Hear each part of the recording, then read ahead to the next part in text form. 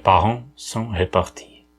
J'ai laissé ma petite valise en carton bouilli dans un immense tas plus haut que moi, près d'un escalier. Prochain retour dans mon village dans 3 semaines et pour quelques heures seulement. Allant de mes 10 ans, une éternité, un temps impossible à mesurer, sinon par le trou que creuse dans le cœur, jusqu'à faire flageller les jambes et menacer effondrement sur soi, là, dans la cour, au milieu de ces bruissements d'enfants, mis brutalement en présence de leur destin. L'histoire de l'être s'écrit là, avec cette encre existentielle et cette chair qui s'y dérobe, ce corps qui enregistre animalement la solitude, l'abandon, l'isolement, la fin du monde.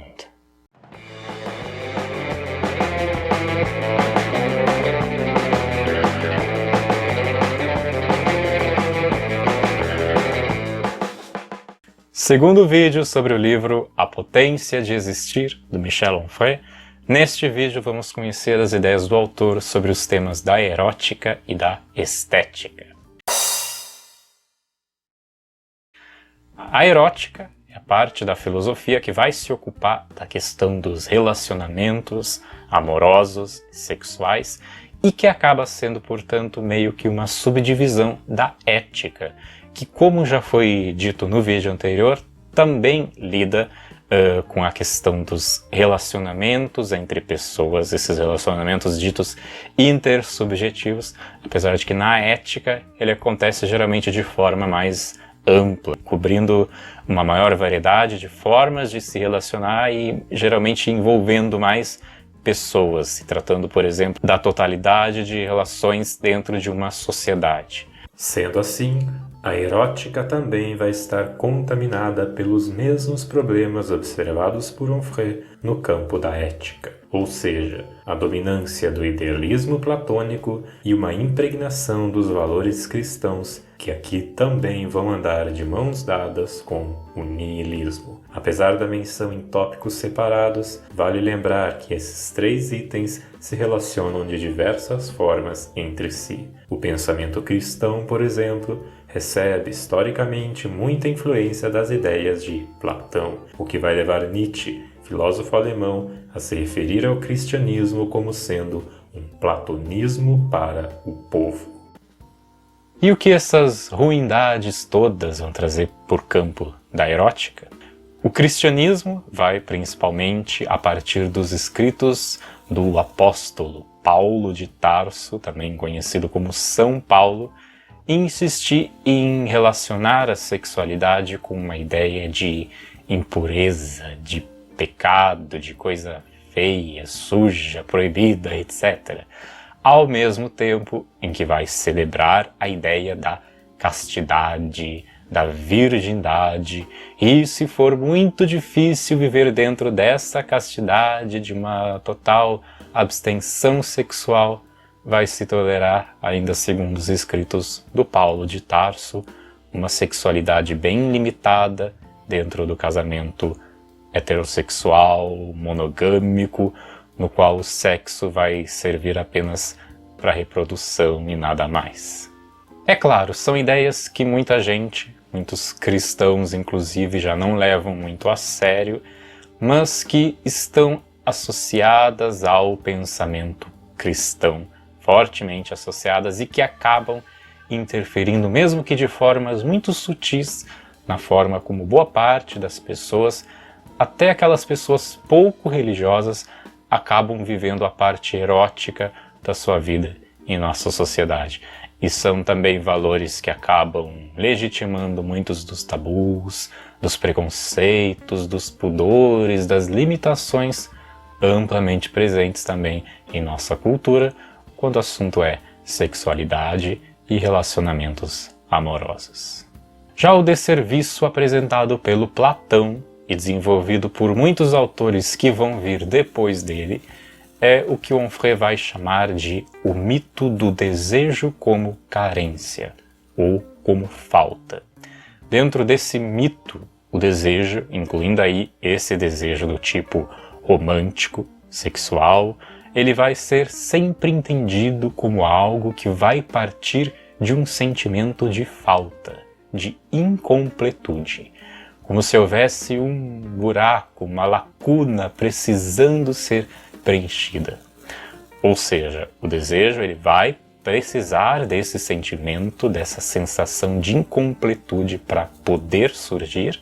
Ele vai levar a pessoa a buscar a coisa que vai completar essa lacuna, esse sentimento de falta. E uma vez encontrada essa coisa, o problema do desejo estará finalmente encerrado, resolvido. Onfray, seguindo a linha de alguns outros filósofos como Nietzsche, Spinoza, Deleuze, vai defender uma visão diferente sobre a questão do desejo, entendendo o desejo não mais como falta, mas como excesso que ameaça transbordar. O desejo, dentro dessa perspectiva, não é necessariamente essa coisa que surge de uma falta e que visa uma completude. O desejo é uma espécie de força que vai despertando em nós incessantemente vários desejos que podem e que vão surgindo ao mesmo tempo, que não vão depender de nenhuma sensação de falta para poder surgir e que não vão visar nenhuma completude, porque essa ideia mesma de completude, de estar completo, ela não faz muito sentido. O que é afinal estar completo, se nós sempre podemos seguir desejando mais e mais?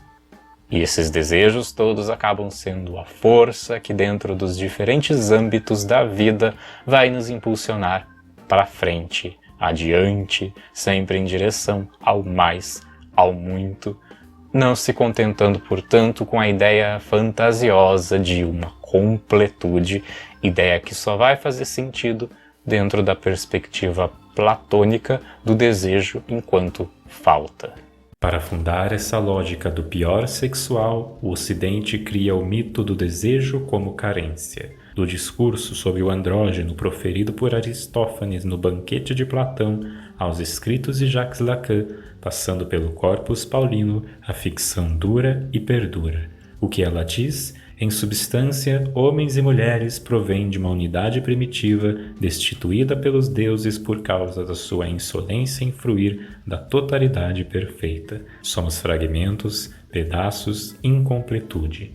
O desejo designa a busca dessa forma primitiva, o prazer define a crença na realização fantásmica desse animal esférico, porque perfeito.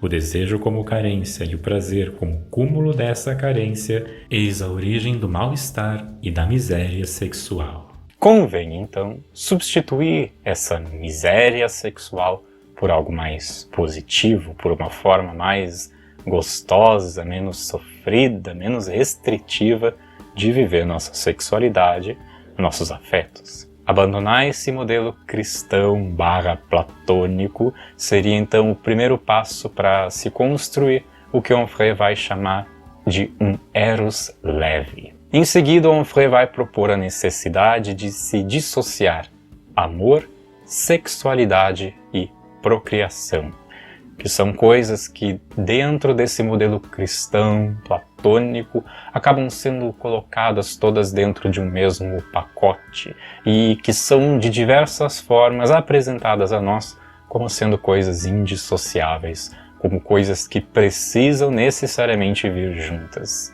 Eu preciso encontrar a pessoa que vai ser o amor da minha vida, meu príncipe encantado. Eu vou ter que amar somente essa pessoa, vou ter que namorar, noivar, casar com essa pessoa, vou ter que morar com essa pessoa, vou necessariamente transar com e somente com essa pessoa.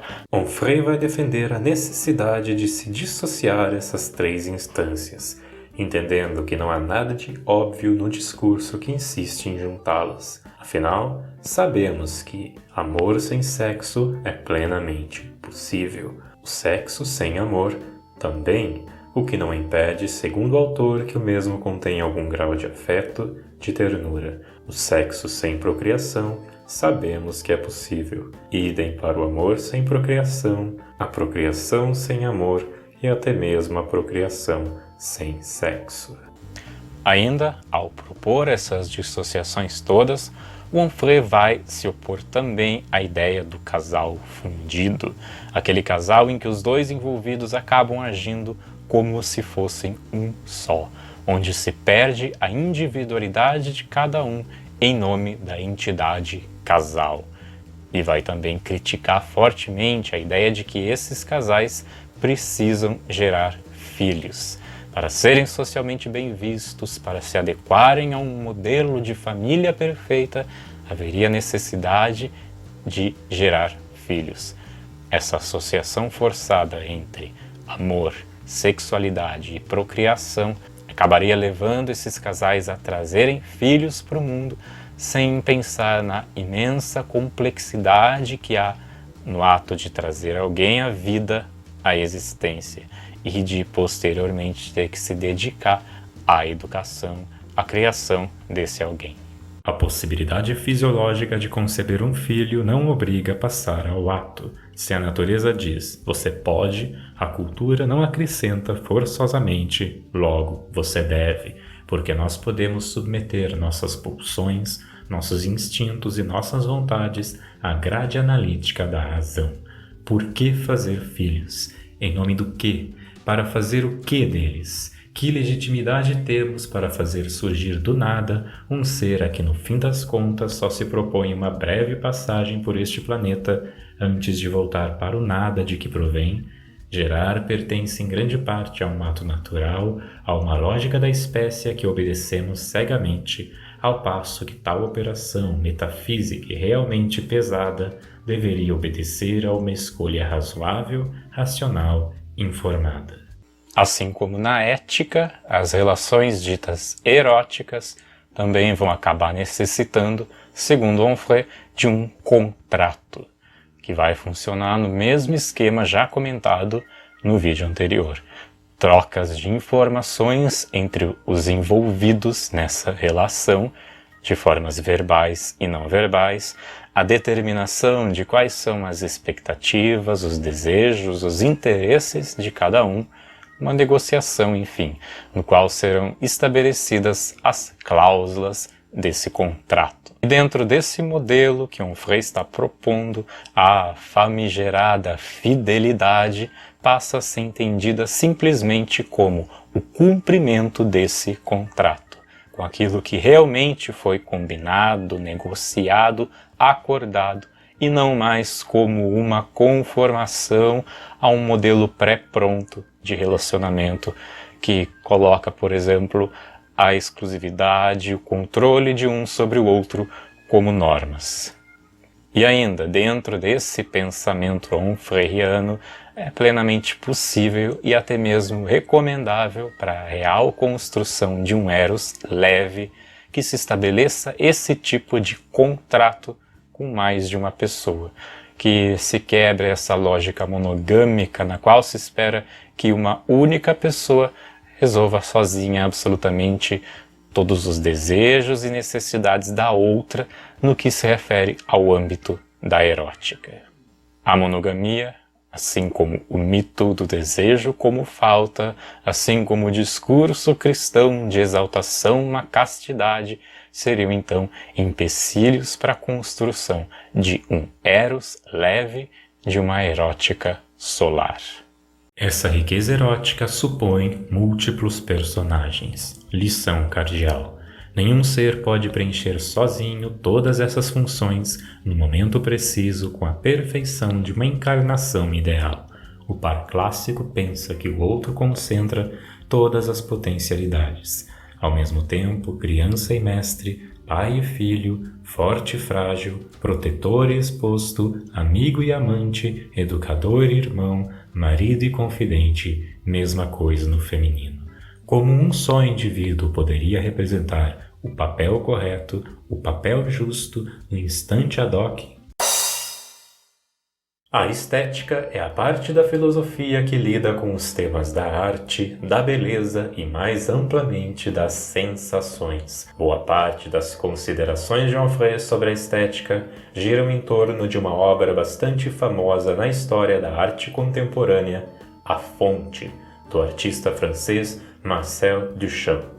A fonte consiste em um urinol ou mictório adquirida possivelmente em alguma loja qualquer de materiais de construção, que foi colocada em uma posição diferente da usual e apresentada como uma obra de arte na exposição anual da Associação de Artistas Independentes de Nova York, em 1917. A obra, num primeiro momento, teria sido rejeitada pelos membros da associação, que não a viram como uma verdadeira obra de arte, mas acabou sendo exposta semi-escondida atrás de uma divisória. A obra original, da qual só se conhece uma fotografia, teria ido para o lixo pouco tempo depois, e posteriormente foram feitas algumas réplicas que se encontram até hoje expostas em museus ao redor do mundo. A fonte é tida como uma das primeiras manifestações do chamado ready-made, expressão que Onfray prefere chamar de préfet, prefeito no português, e que se refere à prática de tomar objetos comuns, pouco ou nada trabalhados, e elevá-los à categoria de arte. Farsa? Piada? Provocação de adolescente? Subversão anarquista? Facécia? Embrunação de um destrambelhado que não tinha mais o que fazer? Tudo isso talvez, mas também e sobretudo um verdadeiro golpe de Estado no mundinho regrado da arte. Onfray vai, nessa parte do livro, criticar todas as discussões filosóficas que se preocupam em estabelecer verdades absolutas sobre a arte, sobre o belo. Esse belo escrito com letra maiúscula, querendo representar uma ideia absoluta, definitiva, universal sobre o que é o belo, o que é a beleza dentro da arte. A arte, segundo Onfray, vai ser sempre um produto do tempo e do local em que ela é produzida, das transformações históricas, políticas, sociais, e seria então uma bobagem querer reduzi-la a verdades absolutas, a leis universais. Nesse ponto, o Onfray vai exaltar bastante a arte contemporânea, a arte produzida após o Duchamp, porque ele vai enxergar nela um afastamento de toda essa ideologia que ele chama de uma religião do belo, e que teria dominado a área da estética durante muitos séculos, muitas vezes querendo ditar o jeito certo de se fazer arte, querendo dizer o que é bonito e o que não é, o que pode e o que não pode ser feito, e de forma mais ampla, o que é e o que não é arte. E ele vai celebrar também toda a diversidade que se torna possível na arte contemporânea a partir dessa fuga do idealismo, esse enfraquecimento da religião do belo, enfraquecimento que o Onfray vai chamar de a morte do belo, fazendo aí uma comparação com a morte de Deus, que aparece na obra do Nietzsche.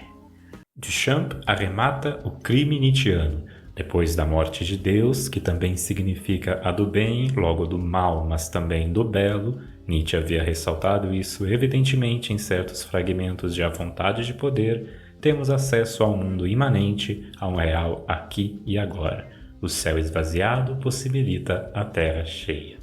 A partir desse ato fundador, Marcel Duchamp avança no sentido de uma desteologização da arte em benefício de uma rematerialização do seu objetivo.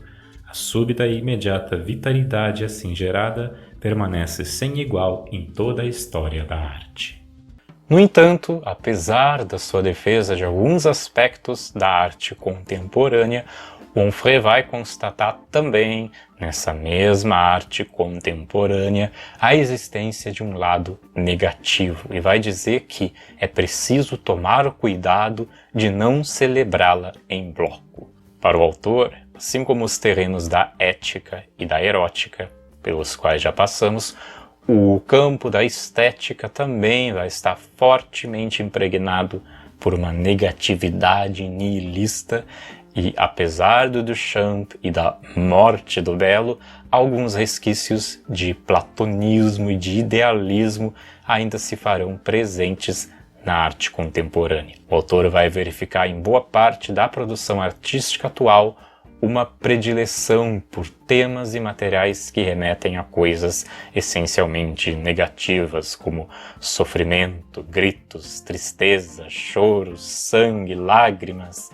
E muitas vezes essa negatividade toda, ela vai se apresentar sem nenhum fundo de conteúdo. Vai ser apenas uma espetacularização do negativo pelo negativo e nada mais. Já o platonismo, segundo Onfray, ele vai se fazer presente na arte contemporânea através da permanência de um certo fetiche pelo conceito, pela ideia. Você pode ter, mais uma vez, uma arte vazia de conteúdo, mas aí você veste ela com algum conceito, alguma ideia, você escreve ou diz em algum lugar que a obra foi concebida a partir do conceito tal, do pensador tal, e magicamente a obra se torna admirável, cheia de significados. E Onfray vai comparar essa situação com aquela historinha da nova roupa do rei, em que todo mundo diz enxergar um rei lindamente trajado, mas a verdade é que o rei está nu.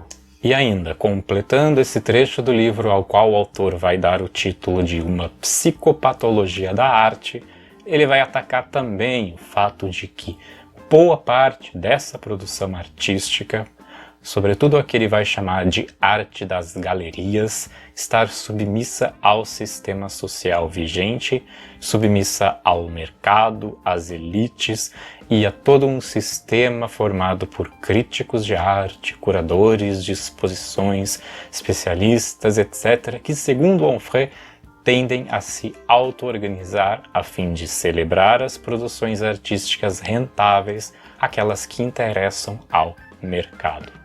Contra esse lado negativo da arte contemporânea, o Onfray vai fazer então a defesa do que ele vai chamar de uma arte cínica. O autor vai introduzir aqui a temática do cinismo, que ele enxerga como uma possível saída do niilismo no terreno estético.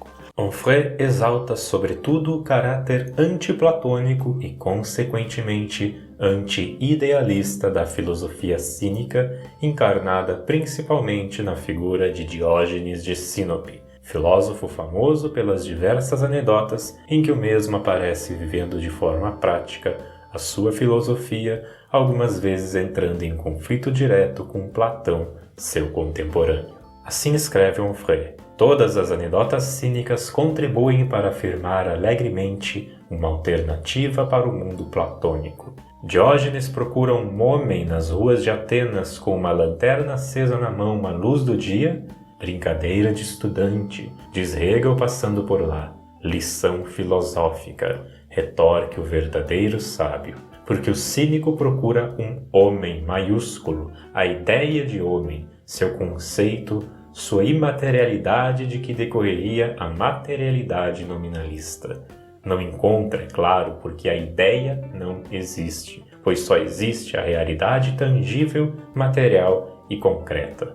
Platão define o famoso homem como um bípede sem penas? Pois bem, Diógenes depena uma galinha e atira nas pernas do filósofo idealista a criatura que apenas com sua aparição lúdica põe em maus lençóis a definição platônica. Onfray vai entender que essas historinhas todas sobre o Diógenes, elas vão ser um bom exemplo do que se deveria perseguir quando o assunto é arte. Apesar de parecerem, para um mau ouvinte, para um mau leitor, meras anedotas, bobinhas, apesar de não terem uma aparência de filosofia séria, respeitável, essas anedotas cínicas, elas contêm um forte fundo filosófico que faz com que elas digam algo mais do que a historinha em si. E esse algo mais é justamente o que a arte deveria almejar.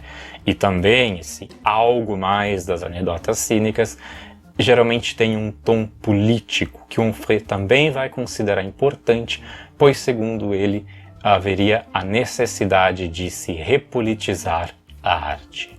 O velado não é um fim em si, mas um convite para o desvelar, idem para o codificado. O cínico age como tuão ontológico, sabe que compreenderão sua encenação. A aposta da ironia supõe a inteligência do espectador. Já aqui, o observador faz o quadro. Na arte contemporânea, a mesma coisa. O artefato não é um fim em si, ele diz outra coisa além dele, teoricamente maior que ele. Resumidamente, essas seriam então as ideias do autor Michel Onfray sobre os temas da erótica e da estética. No vídeo seguinte, terceiro e último dessa série, nós vamos finalmente conhecer as ideias do autor sobre os temas da bioética e da política. Convido a se inscrever no canal, deixar seu comentário, sua curtida e até o próximo vídeo.